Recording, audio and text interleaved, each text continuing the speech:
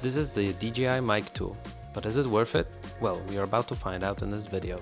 The DJI Mic 2 comes in a pouch where you can find the battery case with the mics and receiver, audio cable, as well as USB-C to USB-A cable for charging, as well as wind protectors. The battery case seems very solid. You open it by pressing in the middle here, and there we have it. 2 transmitters, 1 receiver, and 2 phone adapters, one for USB-C and iPhone lighting.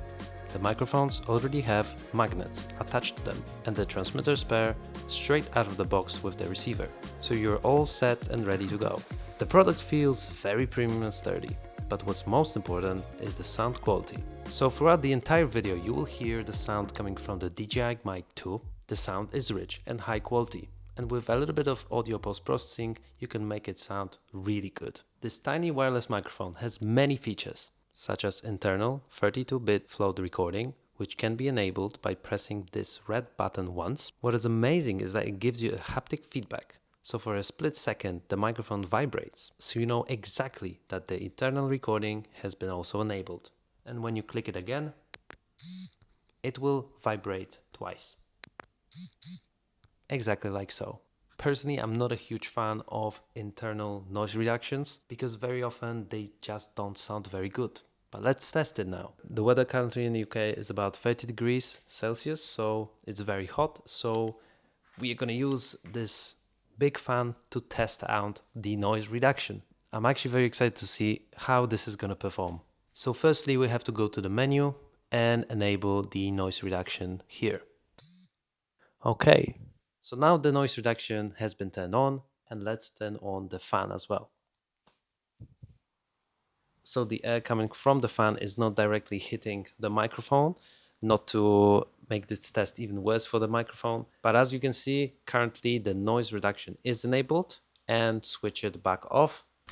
And this is what you would hear without any noise reduction internally enabled on the microphone.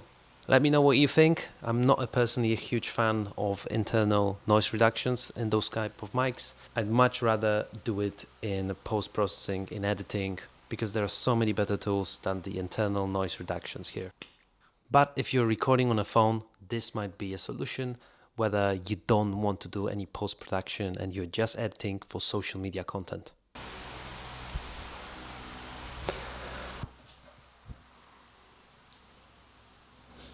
Because there are so many better tools than the internal noise reductions here. But as you can see, currently the noise reduction is enabled. And lastly, you can make this microphone work with your phone, with DJI Pocket 3 or any other products that have been produced by DJI. The battery in those small microphones are great and they will last you for a long time, as well as the internal storage that will last you about 11 hours when you enable the 32-bit float recording. When I opened these mics for the first time, it showed me 14 hours recording, but the 32-bit float wasn't enabled. If you're using just a single recorder, there's also a mono mode that will have a safety track that you can enable in the settings on the receiver.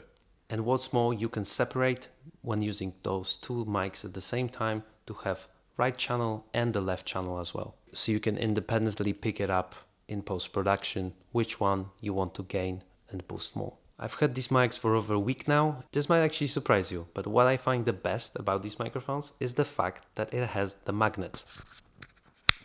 This enables you to pretty much attach it to any piece of clothing that you have. Unless it's a sweater, maybe the magnet won't work, but if it's a very thin t-shirt, you're good to go. Of course, you don't have to rely just on the magnet. You can just clip it like so